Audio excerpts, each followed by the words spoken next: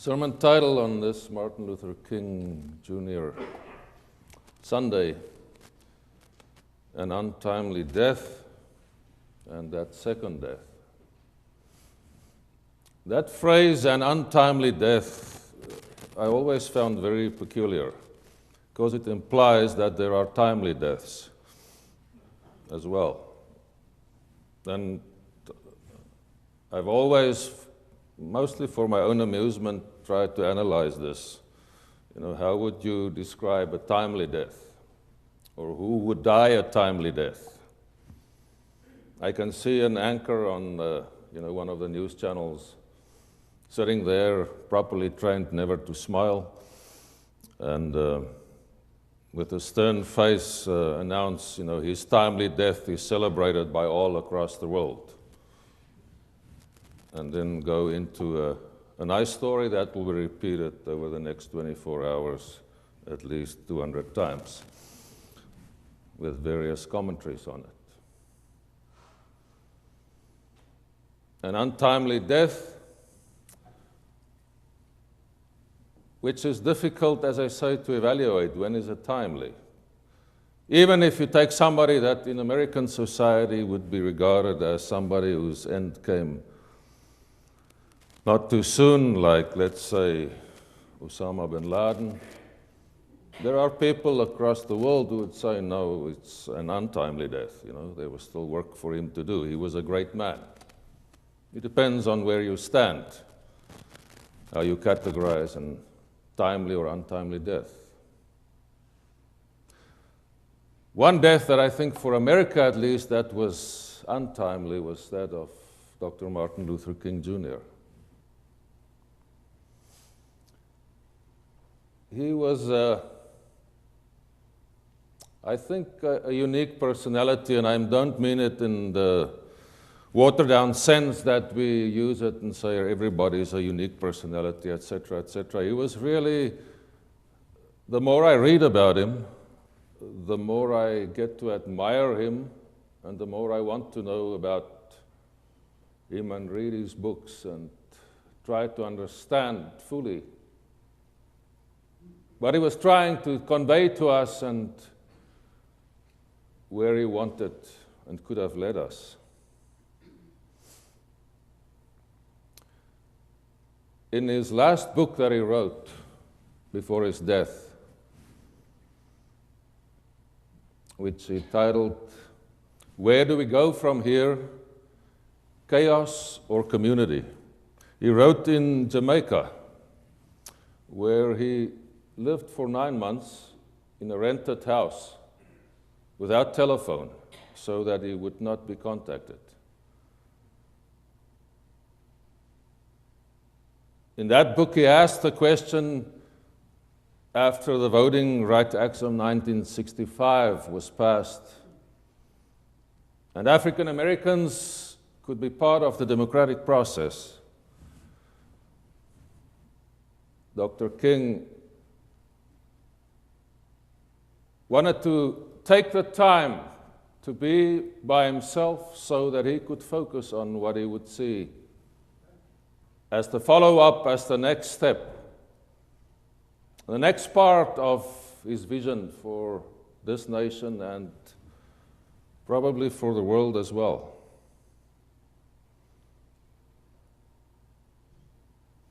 He had an uncanny ability to take the thoughts of others, to build on them, to develop them, to tailor-make them for the specific situation where he thought they would be applicable.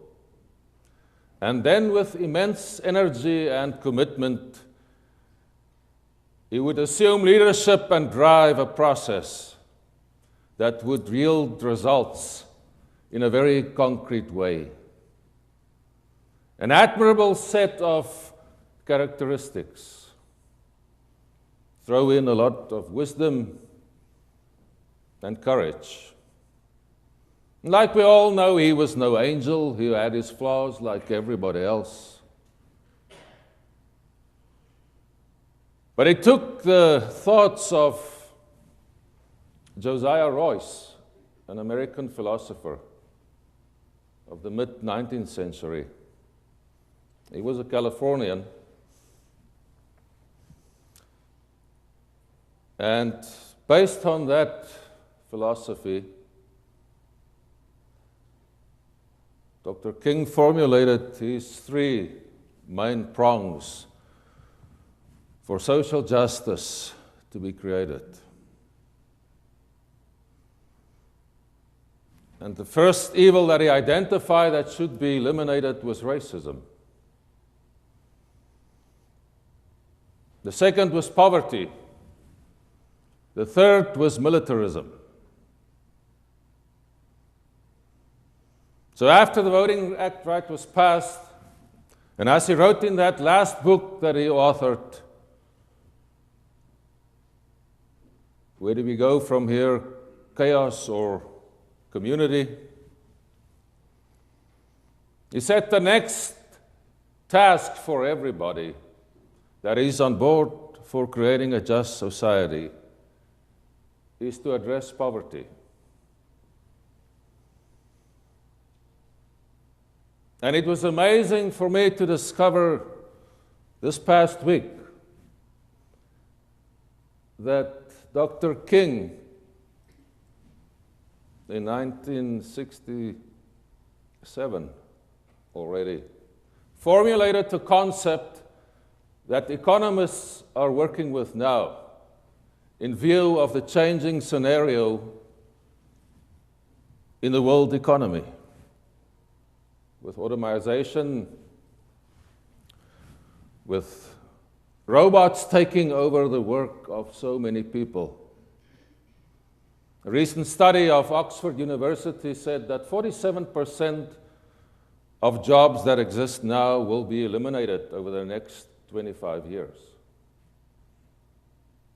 47%, half of the jobs that people do now will disappear.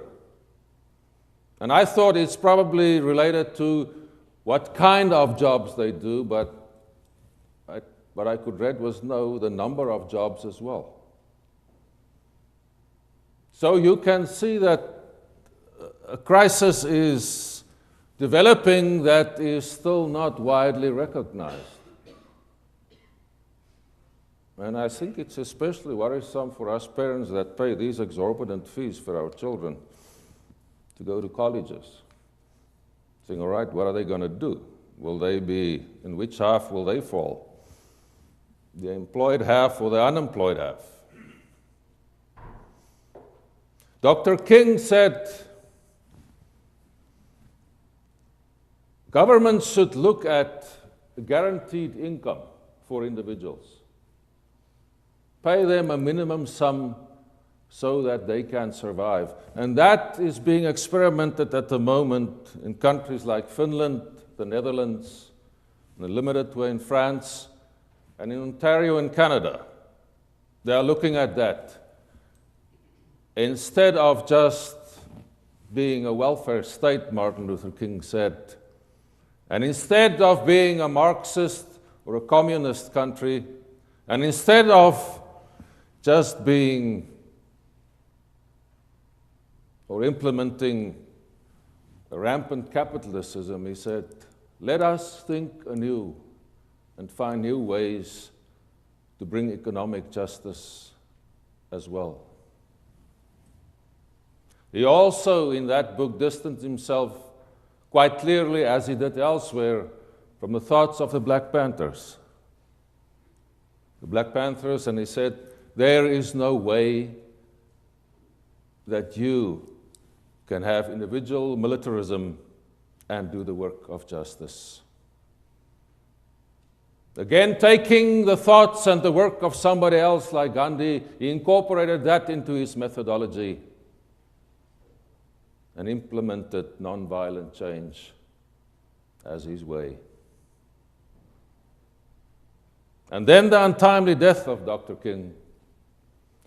A voice silenced, never to inspire us again with soaring rhetoric, never calling us to high ideals again in his own voice and in his own person, when his life was cut short by that assassination. We are fortunate to have his thoughts fairly focused on creating a just society. That is firmly part of the tradition that we are part of Christianity and other great religious traditions. As we've heard, just two excerpts from the prophets, from a book of Jeremiah, and that famous words that Dr. King loved so much, let justice roll like water.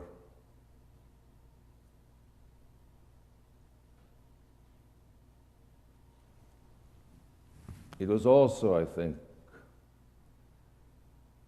in the words of Jesus, the concept that he called the kingdom, the focus of his teaching and what he would see like to happen in the world.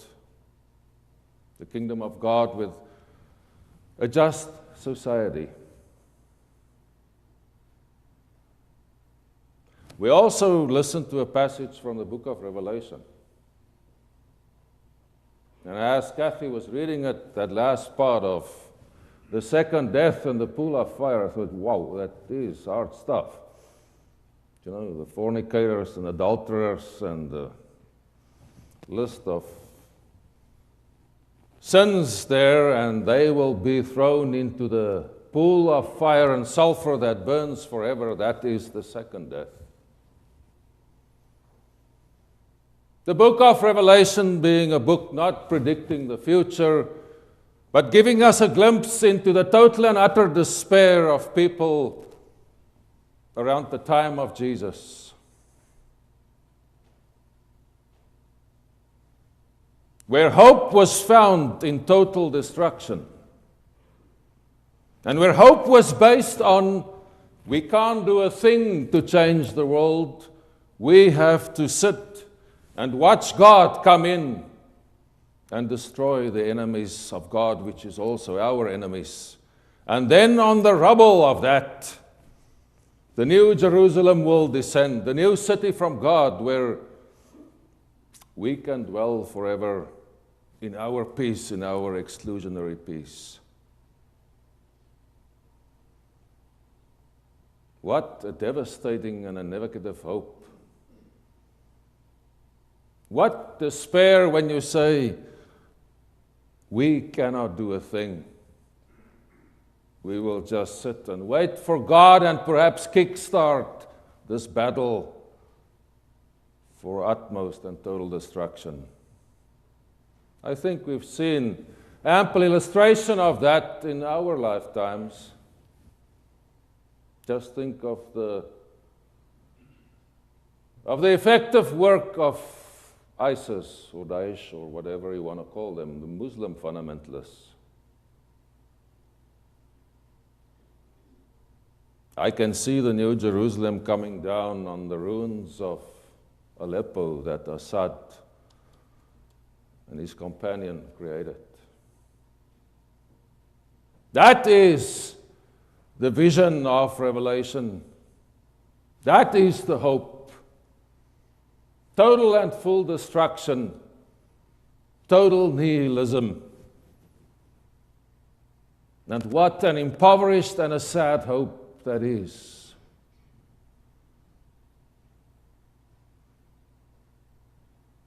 I do not want any part of that kind of hope. I would prefer the hope of Dr. Martin Luther King, Jr., the hope that he partly based on that quote from the Unitarian minister of Massachusetts, Theodore Parker, also mid-19th century. The moral arc of the universe is long, but it bends towards justice. What Dr. King also illustrated and what he believed is that arc doesn't bend by itself. It has to be bent by the people who want to see justice done. Then it will bend that long moral arc of the universe. It will bend towards justice. When I was trying to put some thoughts together for today, Krista asked me, so what are you going to tell them that they don't know about Martin Luther King yet? And I said, I don't think there is anything. I can't tell them something new. But if I don't remind myself and everybody else again on this day that we should heed the words and thoughts of that great man, then I feel I'm part of creating something like the second death that Revelation speaks about. If we domesticate Dr. Martin Luther King, if we confine his works and his thoughts to getting black people to vote in the US, and if we confine him to that historic event and period, which was wonderful, and we on Martin Luther King Sunday and Martin Luther King Day tomorrow, if we solemnly, like anchor presenter on a news channel, sing "We Shall Overcome" with a necessary pious intonation, then we are violating the legacy of that great man. That is worse than the second death and the destruction that is described in the book of Revelation. So let us on this day unite as God's people, as the covenant community, and assume what He called us to do, that responsibility.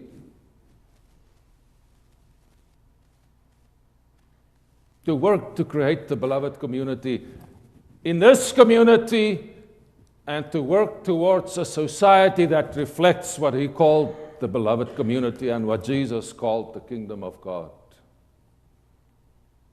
Let us remember that His work was cut short by that assassination, that He was able to address the voting rights of our African American population. But let us remember, all work on racism has not been done yet.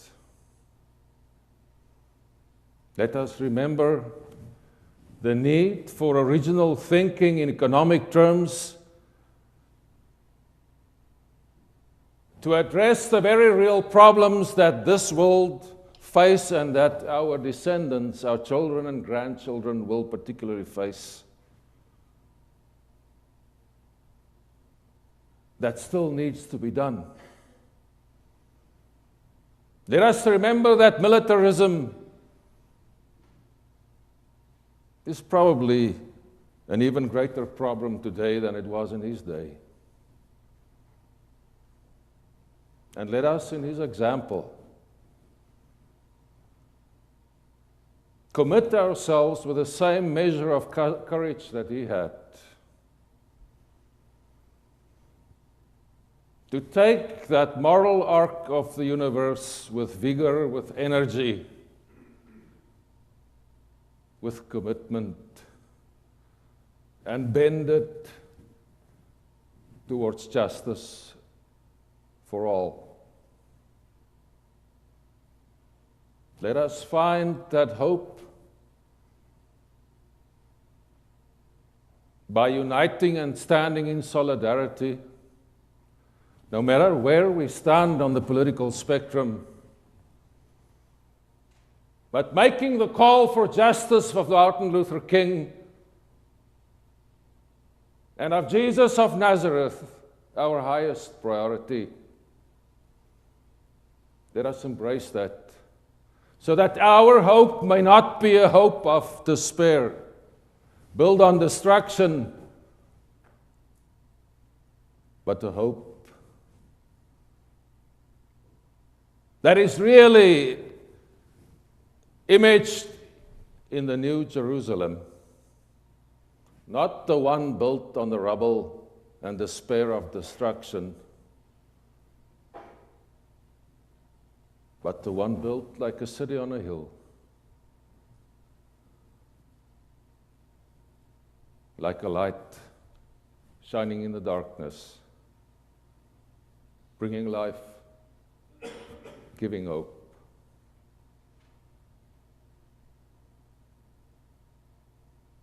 Otherwise,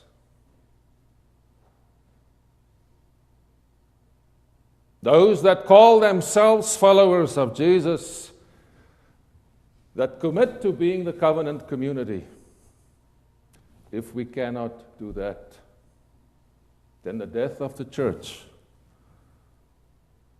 will be a timely death. Amen.